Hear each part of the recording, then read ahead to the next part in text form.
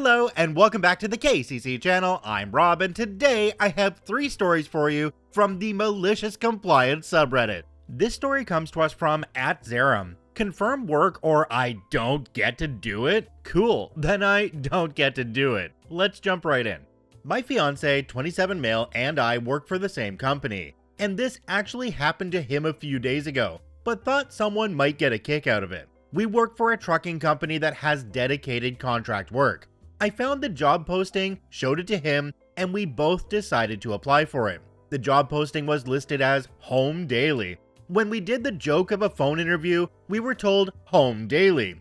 When we finished our initial training and spoke to the account manager, we were told home daily.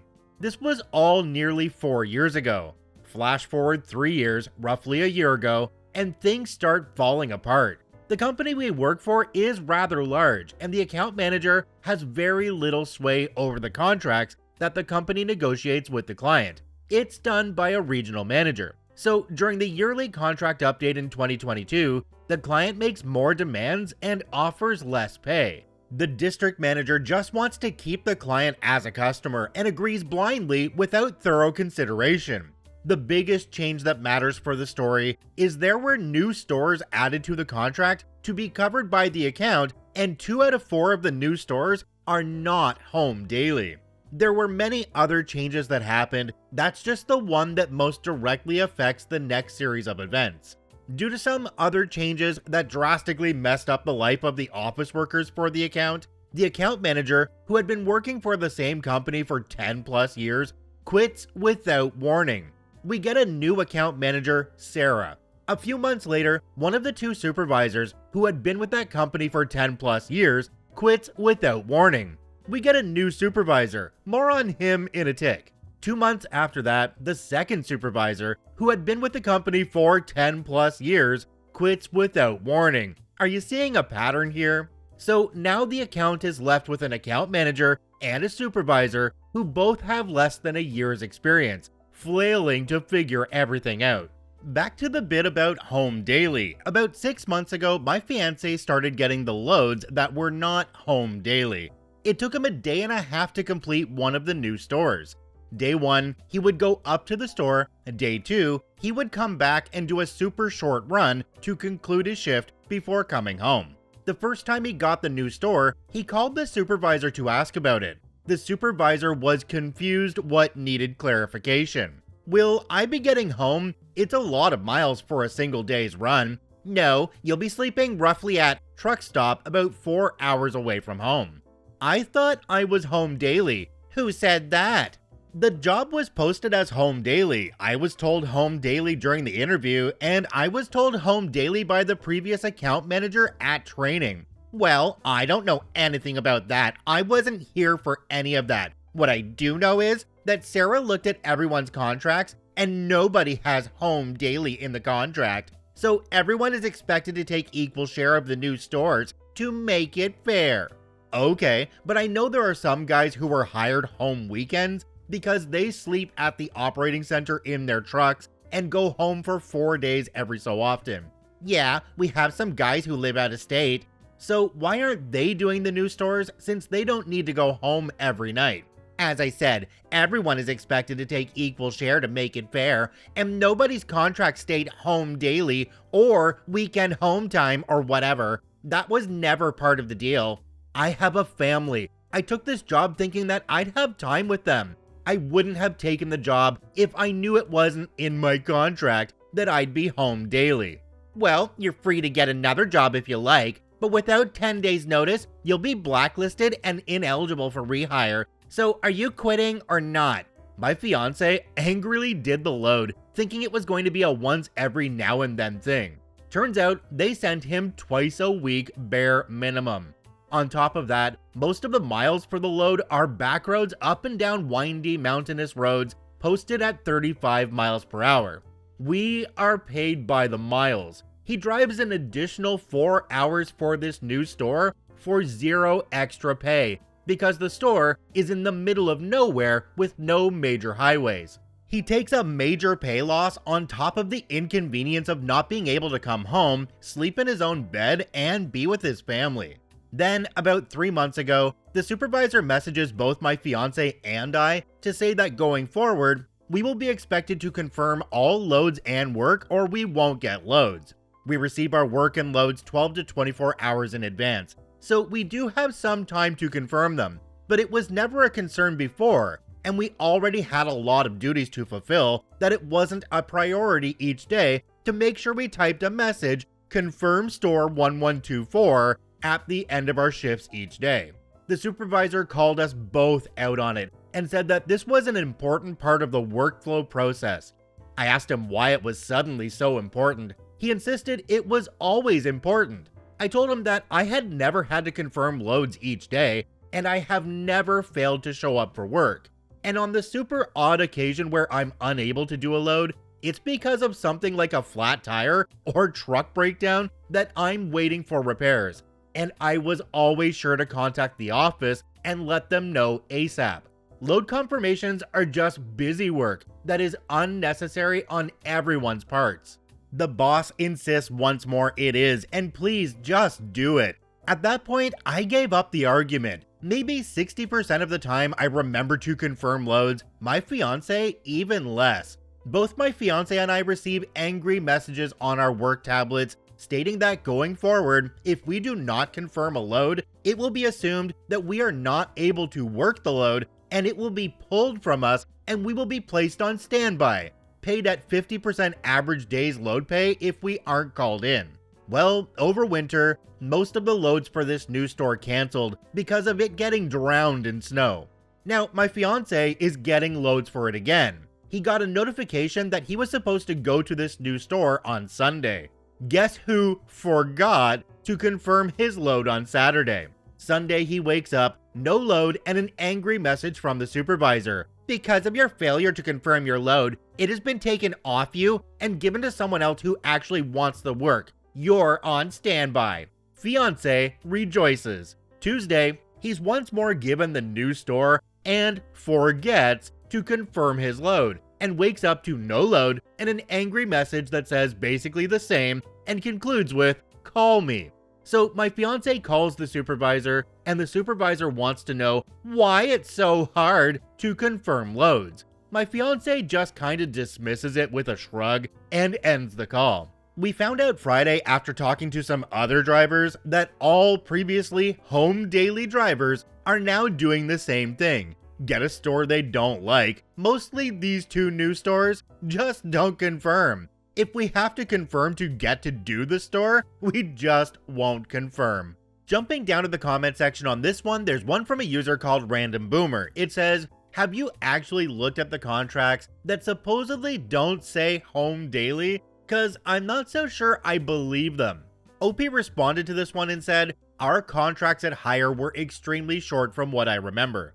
It was about a page and listed mostly job responsibilities. Can't remember for sure if it listed specifications on home daily. We weren't offered a copy, but could request one if needed. I didn't think much of it. First trucking job, didn't think the boss would try to mess around with my schedule so much.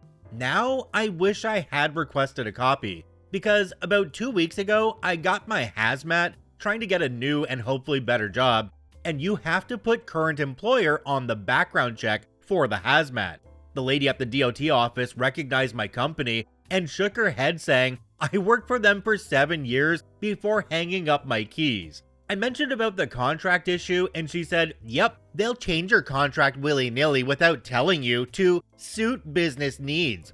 When I started, they offered all drivers a physical copy of the contract. But my husband, who still works there, said his new coworkers sign a digital copy and then have to request a paper copy. And anytime you actually want the digital copy, they email it to your work email, which no driver has access to. It made me curious enough to ask for a copy.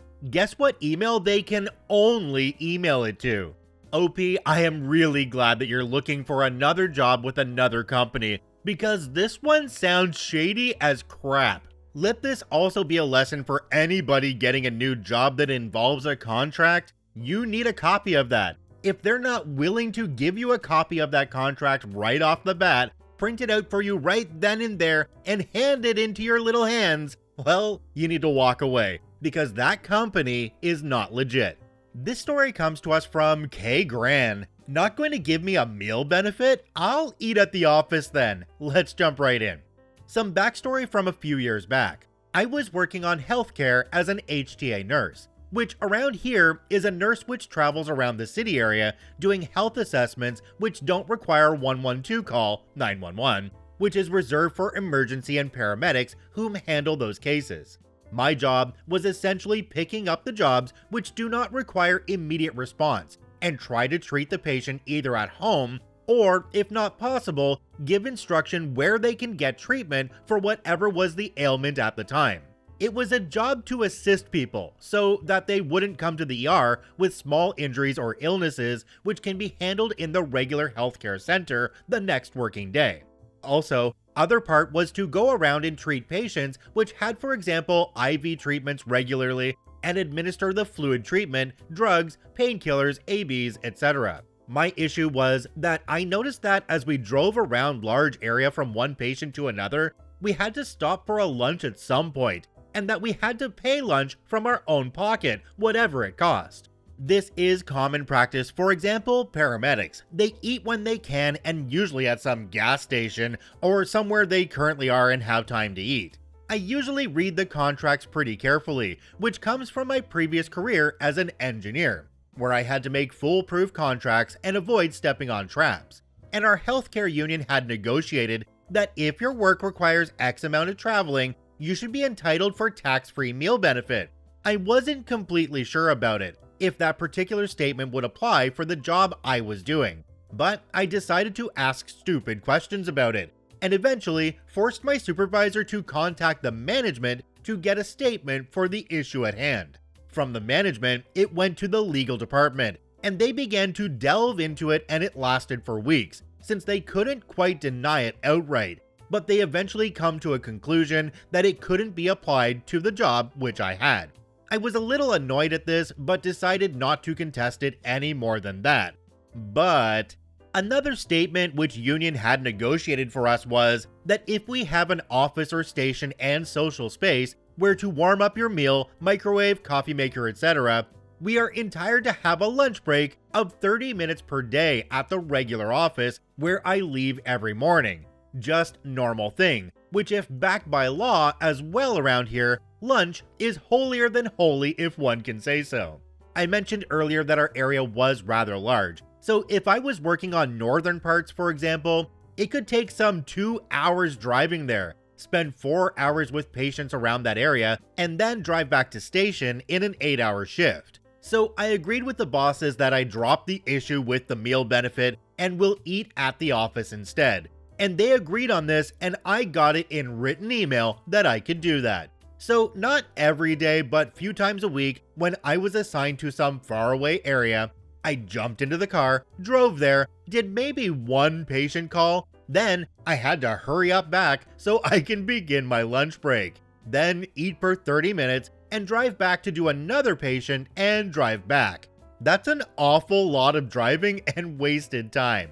Eventually, I was confronted about this, and I explained that because I can't afford to eat lunch every day, I just have to eat my own cooking at the office, and that as we don't have the meal benefit, I am practically forced to drive back and forth so that I can have my prescribed by law lunch break. They were dumbfounded at first, but they could not squirm out of it at all. Problem was that the common practice had been for God knows how long, that paramedics and such just went along and paid their own meals, as they never knew better. They had always had possibility to go back to station to eat, and I'm quite sure that we all were entitled for that meal benefit, since it is prescribed by law and union agreements in a way, that if you can't eat in regular way at the office, you are entitled for the meal benefit instead. But no one had really contested it earlier. So they were dumbfounded and asked me not to do it in the future. But I responded to that are they going to get the meal benefit running for the department or not? Because if they're not going to do it, I am entitled to eat at the station. The discussion went on a while longer on the subject, but eventually they caved in. They arranged the meal benefit for every nurse and paramedic in the department, as they couldn't find a way out otherwise, and couldn't have us driving back and forth and not performing our job. Jumping down to the comment section on this one, there's one from a user called Old Gray Troll. Love that name, by the way. It says, "It would be a real shame if everybody found out they could do this really annoying thing required by law. Or you could buy me lunch." Another user down in the comments actually pointed out a really good way to deal with this situation. The user's called Sandy Peterson, and they said, "Geez, what a bunch of idiots. Look, I own my own company, so I'm not talking completely out my butt. All they need to do is cap the meal allowance to something reasonable, like $15 per lunch. Some people will make a profit on this by taking a sack lunch. Some will eat more than $15 and pay for the excess. This basically means that every paramedic has basically gotten a $75 a week raise. If this is going to break their budget, then the company is about to go out of business anyway. Worst case is, they can limit the annual raise to raise minus $75 to make up the difference. Not that I'd do the latter. Heck, letting the troops get free meals should increase their dedication and work ethic more than making up the difference. You know, that free meal could be the difference between an employee that really enjoys working for your company and an employee that absolutely hates working there. I know back when I was working a regular job that I would have loved the company to pay for my lunch every day. But then again, I am an overweight Canadian, so don't listen to me. This story comes to us from BPD 2000. Too young to do my job? Okay, let's jump right in. Back in my college days in the late 90s, I worked in my college's Alumni Communication Center. In reality, it's a call center where college students worked to ask the low-giving alumni for money. The college had professional folk to handle the big mega donors. I, luckily, wasn't a student caller, which seemed awful. I, a sophomore, was, and this was the official job title, data entry. A quick sidebar, we also had a couple of call coaches who were seniors who would monitor the callers and give them feedback on how to do a better job at asking alumni for money. Typically, donations in the $100 to $250 range. When callers made a call, they recorded the outcome of the call on a sheet of paper. I would then collect these sheets and then go to the sole computer in the call center and record the data. Most of the results I entered would be no answer or left a message on a voice machine. Sometimes we got a donation, so I would enter that caller outcome into the computer, and somewhere else, the alumni department would generate a donation envelope that was mailed to the alumnus, so the alumnus could then mail a check back to us. Now, about 10% of the donations would be by credit card. At the end of the night, after the callers left, I would spend about 30 minutes processing the credit cards through this dial-up credit card machine.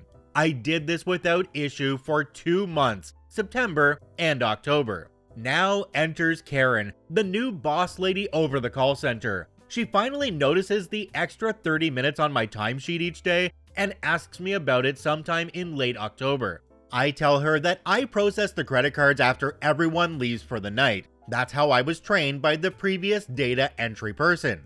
This upsets Karen, who says I am far too young to be handling credit card information, makes it clear that I am to stick to my job of only entering the caller's data, period. End of story. Data entry only. No handling the money. The money is to be handled only by the grown-ups. To be perfectly clear, these were credit card numbers handwritten on a sheet of paper. Absolutely no cash money involved on my end. So you got it, condescending Karen. I stopped processing the credit card donations. I set them in a pile at the end of the night right by the credit card machine.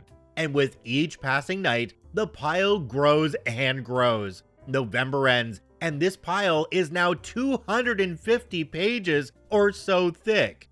It also wasn't my job to ask questions like, who is processing the credit card sheets? Since the month ended and no credit cards were processed, Karen absolutely failed to hit her fundraising goals. She starts to berate the call coaches and the callers for not doing a good enough job. Karen starts spending more time in the call center, watching everyone and everything like a hawk. I continue to do exactly what I was told to do. One day, she would offer a prize, like a college hat, and then next, a long lecture about how everyone shouldn't be lazy. Over the course of December, I kept adding to the pile of unprocessed credit cards. It's a good 500 pages thick by now. Compared to the massive piles of sheets of no answers and left a message, it's not very noticeable. Naturally, someone in the alumni department has noticed that the donations coming in are down about 25% over November and December. This results in me coming back from Christmas break where I get to meet Cool Chad, the new boss dude over the call center. He asks if my job includes processing credit cards. I told him Karen told me not to, but I was trained to process them. In fact, I'm the only one who has been trained how to process them. He says, cool, please do process the credit cards. Cool Chad asks if there are any unprocessed credit card sheets. Oh yeah, there are. Cool Chad then asks me if I could get this done over the next couple of weeks. Oh sure, no problem. I spent several hours over a couple of Saturdays processing the credit cards. Cool Chad has the absolute best January ever in the history of the call center. Why is Cool Chad Cool Chad? In February, Cool Chad gave me a raise from $8 an hour to $10 an hour. Thanks, Cool Chad. Jumping down to the comment section on this one, there's one from a user called Exact Manufacturer 4. It says, love how she tells you that grown-ups should handle the money, then proceeds to never find a grown-up to handle the money, and is left wondering why donations are down. Not too bright, haha. OP responded to this one and said, I really think she thought one of the call coaches would take over. The call coaches were this one guy who legit sold pot, and the other two were these two sorority girls. The girls were incredible talkers, but were exactly how a movie would portray a stereotypical sorority girl. So I noticed in the comments to this one that a lot of people were focused on that boss and how bad she was and didn't know what was going on and didn't find somebody else to process those credit cards. I, on the other hand, can't stop thinking about if I made a donation to this place in October and it didn't get processed on my credit card until January, I would be absolutely pissed off.